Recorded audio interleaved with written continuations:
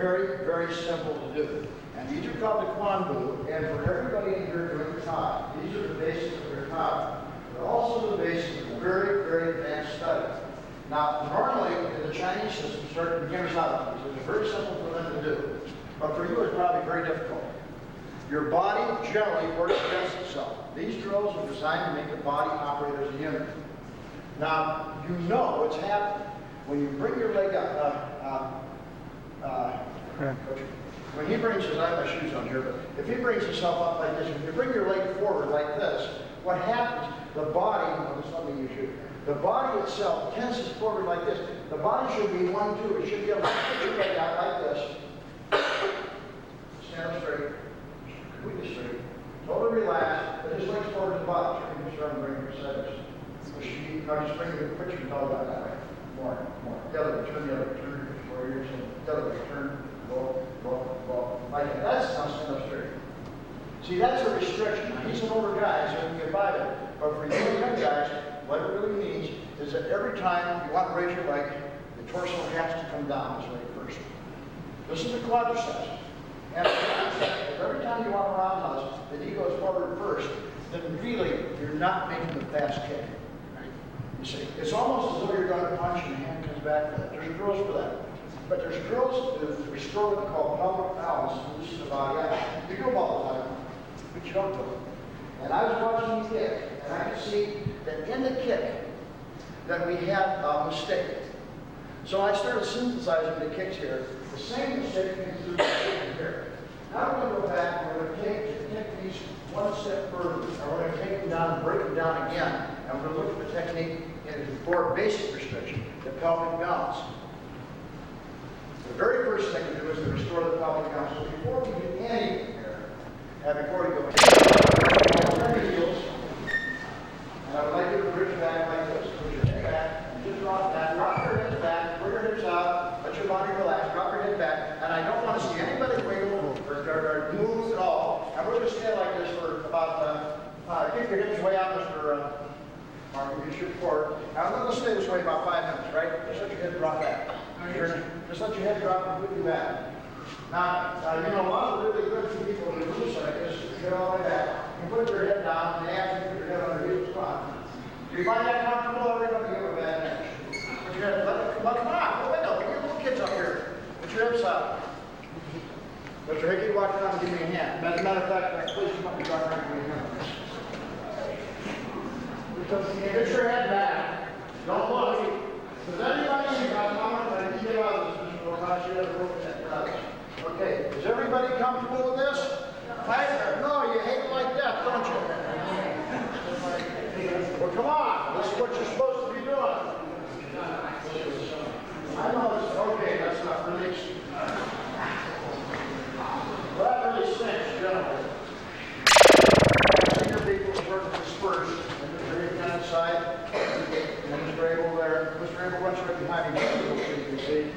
And okay, we're just going to do this way. This is a simple form. 1, 2, this is sugar. 3, 4, 5.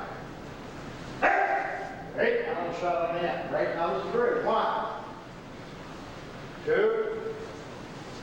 3, 4, 5. Okay, now let's just pretend. 1, 2. We're breathing right. 3, 7, 4. The pattern is always the same pattern. 5. Okay, again. 1, 2. Up, 2, 2. Up. 3, 2. 4, 2, 5. Okay, from here. 1, 2. Change your stance. 2. Back to the front. Change your stance. 1. Loaded bend. Change your stance. 2. 3. One form, right? 1, 2, 3, 4, 5. Okay. 1, 2 2, 3. This one, so we can figure it out. 2, 1, 2, 1.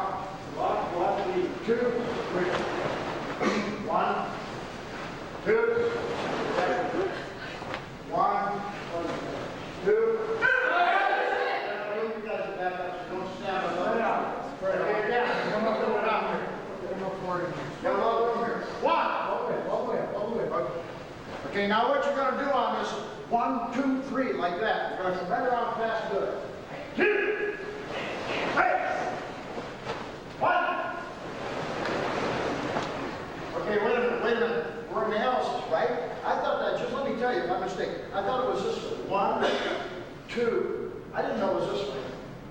Did you see it this way? 1, 2 is 1, 2, 3.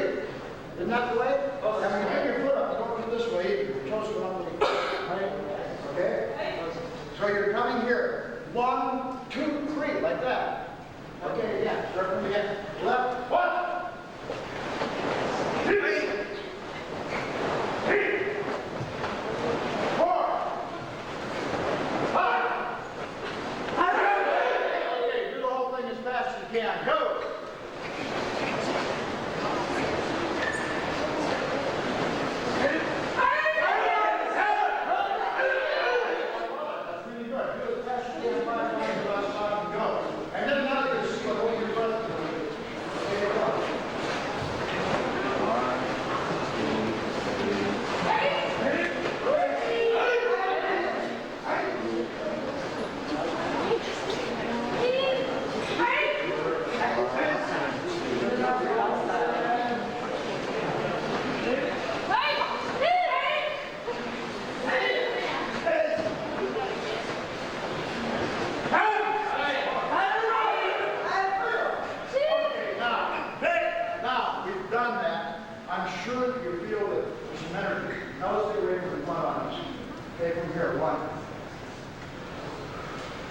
Now the knee, wait a minute.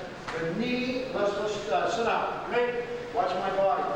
The knee is not underneath you, it's here. Here, behind me this far. And I pull against this and my body is upright. And when I turn, I'm not going to change. My knee is behind me and my body is upright. Ready to show.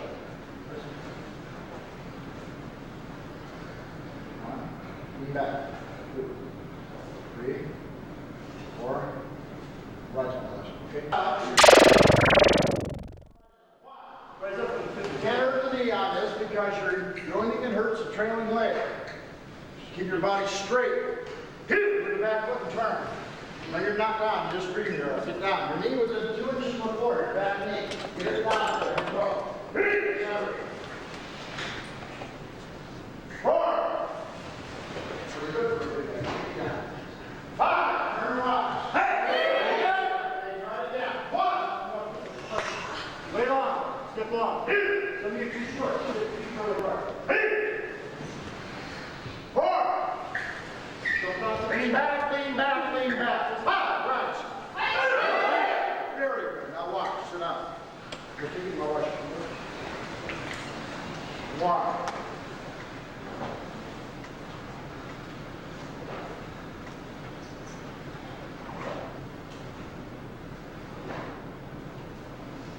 Okay.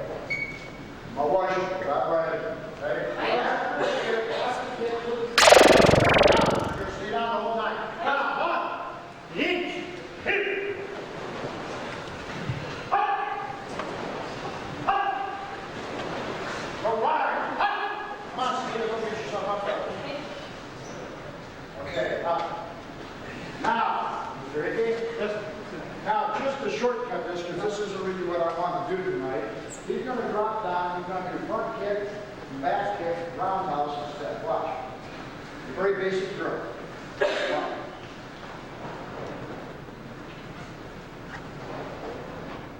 Stay down. Come up.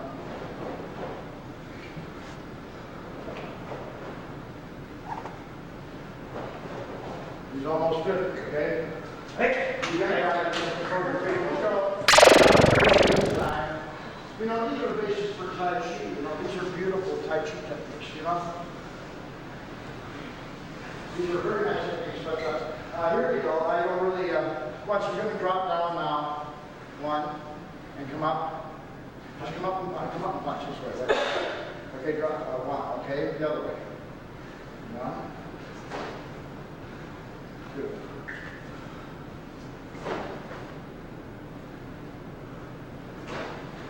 This is what your quantum diagram is before we change by your hand, okay? Okay, real simple. This is diamond, you guys. Go. Everybody can do this. You stand up and kick with that. Stand up and kick with that. Yeah, right. Yeah, change your body.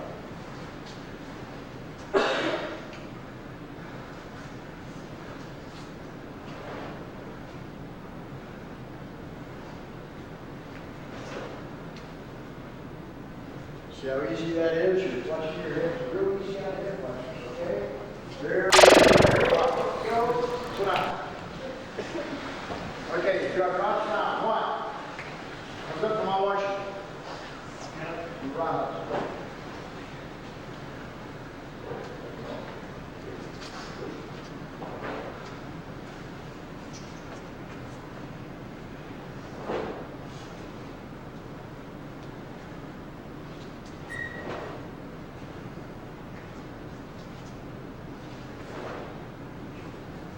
No trouble, right? Okay, no, great. We're really making progress, aren't we? Okay, Mr. Hickey? Okay, sit down. Now cycle, right? Watch.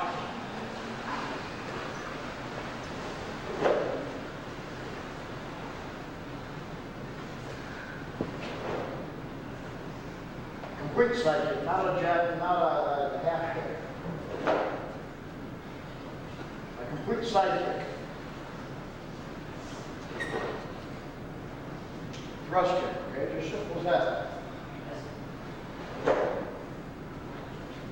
Okay?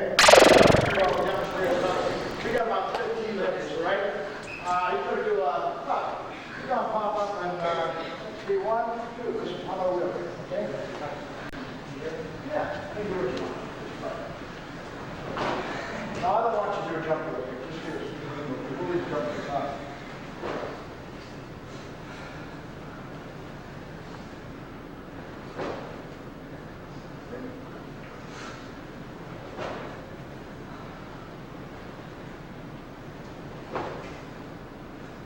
Okay?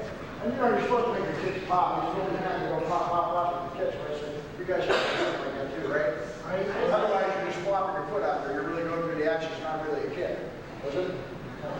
No, we're not really doing kicks right now. We're doing the exercise. You have to see that your ability to kick out of this is not as good as it might be. And we're hoping that kind of camp, you understand how to get these kicks that can do some kind of damage. But when you kick, somebody's afraid to come in on the inside. But these are really lethal kicks. But as long as you're fighting your opponent, your body too, you're not going to do anything. You can only fight one person at a time. You can't be involved with it.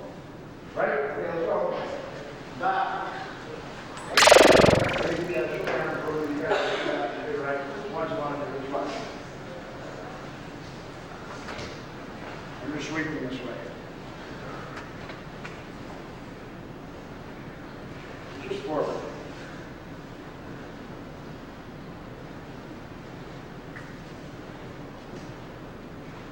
Okay, we're going to forward sweep, just catching my shin, right about here. I got the hand session here, but a little bit of playing around. Mr. Gregg opens up here, and he drops the mat. Hungry drops the mat. He drops the mat. Now watch. Watch. And get over here, right? Watch, I'm swinging my body. Like that, right? Can you do that easy? Or I can be standing like this. One, now watch. My knee is one, two, together. So whatever it is, right now my body is 1, 2. And you see how close I am? I'm right here. Now, I want to see this just like that. I want to see somebody who's a good puncher here. Let me get a good puncher. Now let me see somebody I don't know. Come. I don't know you. Okay, ready? And I drop, punch. Great. Okay, with your partner, get up, drop, snap, right in.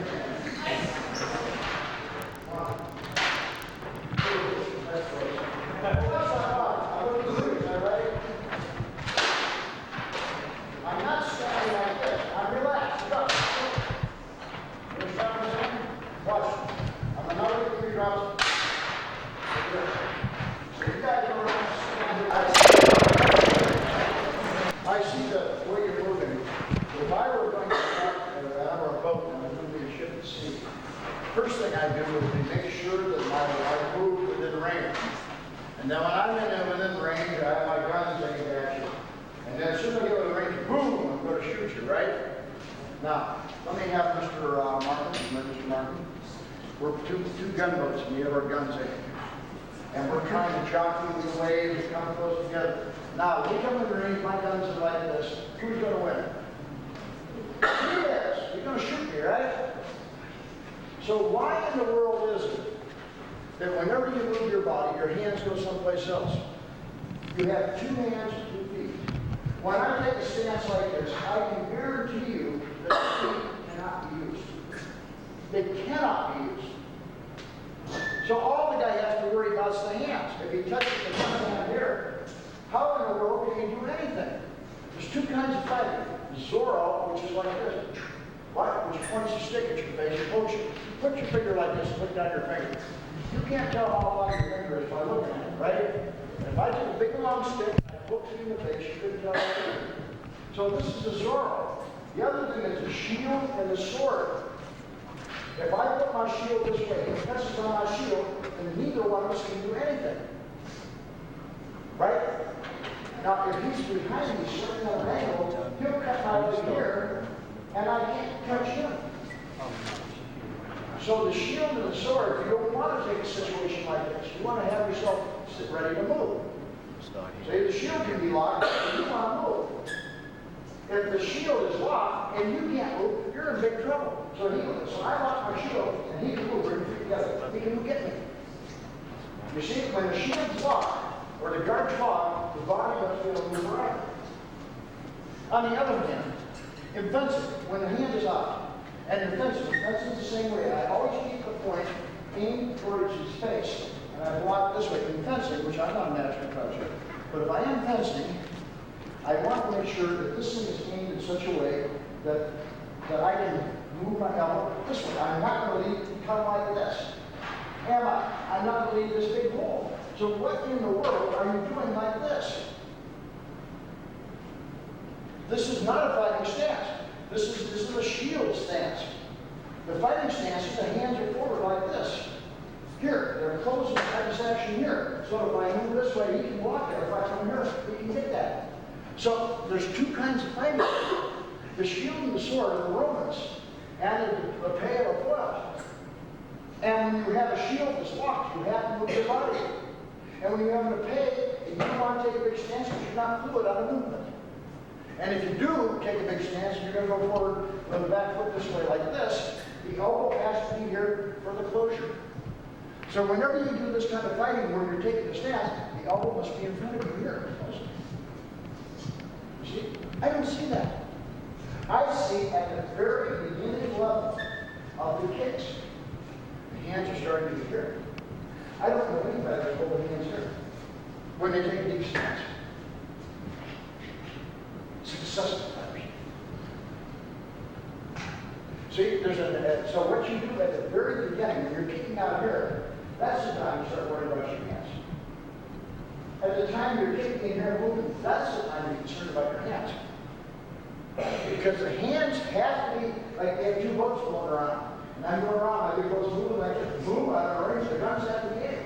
If you disconnect your hands, and that's part of the automatic closure. Now there's another element involved with this. It's called coercion. You see, I'm not, once more, at this point, I'm a very firm block, but I'm blocking with my body. I'm going to turn the body. Now the shortcut says, let's do it this way. 1, 2. Watch the action. Which again is your, watch faster. See, which is your technique, right? So we have this kind of an action set, or we can do it this way. This kind of action. Or it's like he's going to do a coercion. We can actually hit this way, or in the old time karate. The guy who catches you here and walk through you. Watch my body.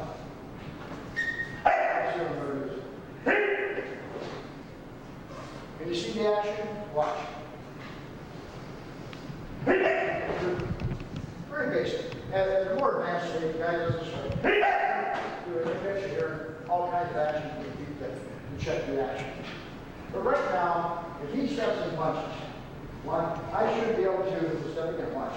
I should be this way. Two, I should be right here, shouldn't I? I should be able to slip close enough to bite it. Is that not true? Right. Well, this came from a technique where the guy brings the sword down like this. And I'm in here. You see, of course, the throw comes from here. You see me do the kumitachi many times. So the goal for you now is have somebody, well, 3 or 4 guys hold this, and he swings at my head. And my goal is just simply to come past him. There's different ways to pass. You can pass this way, one. You can pass this way. You can pass this way. Many different ways to pass. But we do this with a live sword. And we do it with, like for example, your boss said, I know this one here. The way it's got set out, it's a real basic techniques. If they're done with force, there's some kind of fun.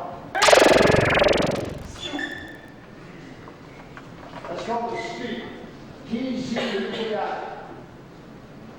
Okay? I mean, if you pass it, it's called coercion. If you enter, it's called escape. Now, you know, can you say K without putting an A on the end of a triangle? So, any word like Yamash, Yamashi, Yamash, Yamash. You understand? So within the Zuki, this is deep. Okay, right? Say Zuki without putting you on it. Try this. You always put you on it, right? So ski. Good. Okay. Okay, ready? Let's go. Hang on. Okay, let's get in there. Brian, you're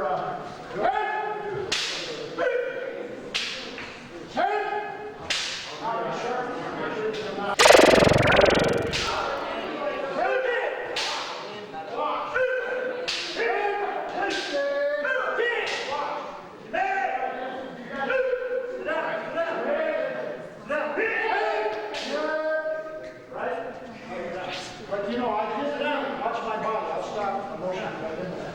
Down.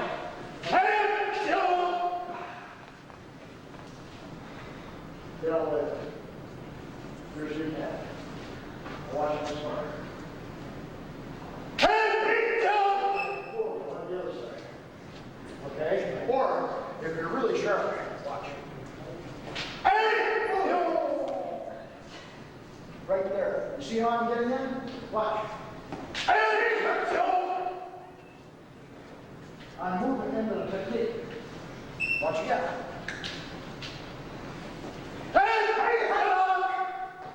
And I'm inside. Can you do that?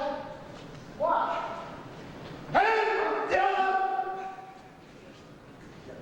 Now he's going to try to hit you a little bit. And so try to go to the technique. Don't hit the charge under it. And he's like a rock and he's coming from the floor. But do you know his brother? Eddie Harriman? You guys are lunatic. He used to get mad. He used to chew a glass. And he sit there and swab the blood would run down his cheeks. He chewed the glass of blood. He sit there and look at you. He didn't terrify you. Like your mind is terrifying. This guy's that kind of tough. He's going to chew glasses. So be careful when you stumble, okay? Bring the sword down. Here we go. Let's go. I'm a little brother.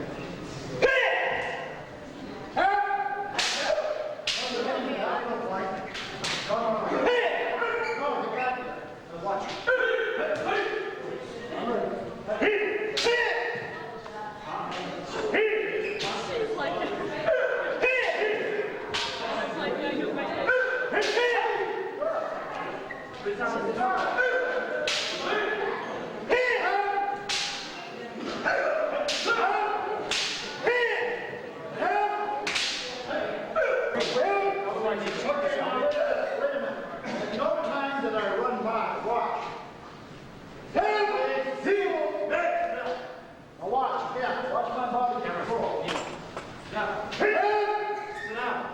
You just really basic technique. Good to wash.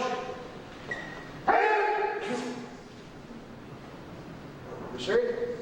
I'm demonstrating body control. I'm not doing this. That's not the way to do it.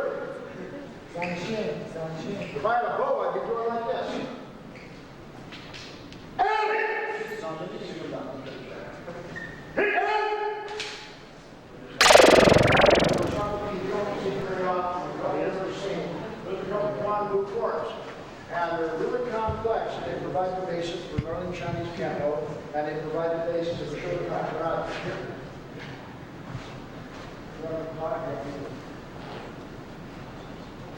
Those provide the basis for the Shotokan karate, and they provide the basis for all the forms that you know, including the Ian forms, and including the Basadai, Basasho, those forms, all come from that. And so those are the base of your karate. If you're at all restricted in those, that means that your fundamental Kemon is incorrect. You need to do those. Those are baby techniques. Those are stuff we teach guys in the first 2 or 3 weeks of practice. Those are very, very beginning techniques. But for you, they allow you to look at your technique with a different view.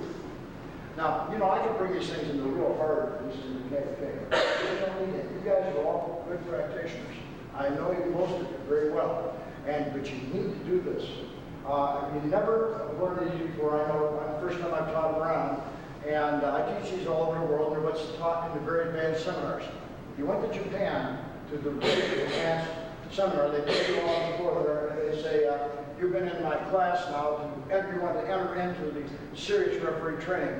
So who can stand up and give me the 7 words that you have to have in the USAKF? Without reading them. We went through the 7, just not giving them to me. Anybody.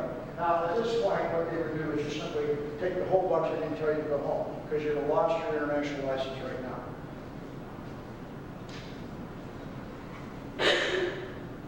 Okay? With a strong, consistent, understanding. Modifiable, integrated, related. You want to use the circle and point to the reasonable there. And you want to apply psychological philosophy to metaphysics. In doing this, you avoid the constrictions of linearity and the limitations of sport karate. And only this way can you gain a technical license. And you guys that are teaching karate are good sensei here. I see a lot of really, really good sensei. I've known for a long time. But you're supposed to know this. You have to know this. If you don't know it, you're like a guy that's going down to the Department of Finance and doesn't know how to count money. You're kidding yourself. You're never going to get a standout.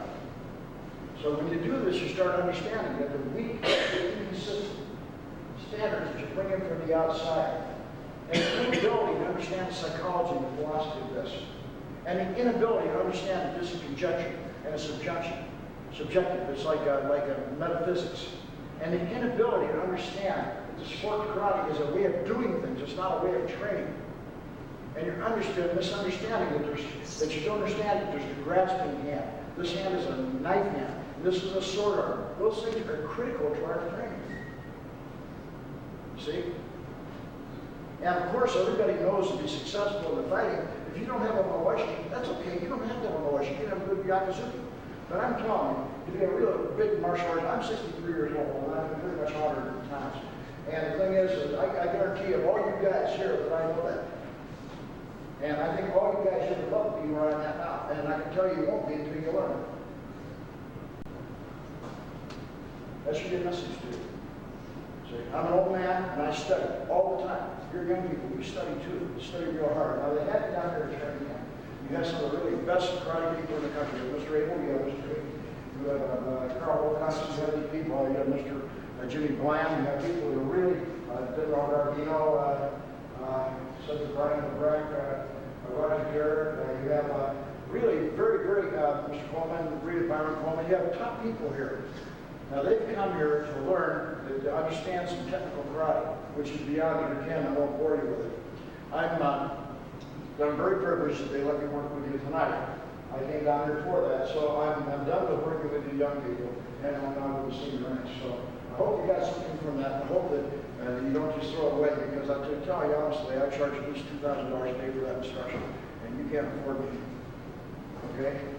And I think that, if you're interested in my gym, I'm a 9th Dan of the Keto Federation. I'm a 10th Dan from the Hong Kong Wiley Tai Chi and Hong Kong Dragon Sign Athletic Association. I'm the Grandmaster of the Seibukan Kyoto, who's the 10th Dan Hanchi Okinawa Dojo. We're in the 6th Dan United States Judo. I'm the 9th Dan, the chairman of the International Jiu-Jitsu Federation. The other chairman for the other part is the president of World Judo. And I'm the past president of World Referee Council of Wuko and the chairman of the World Technical Committee. And now I chair the position of the World Medical Commission.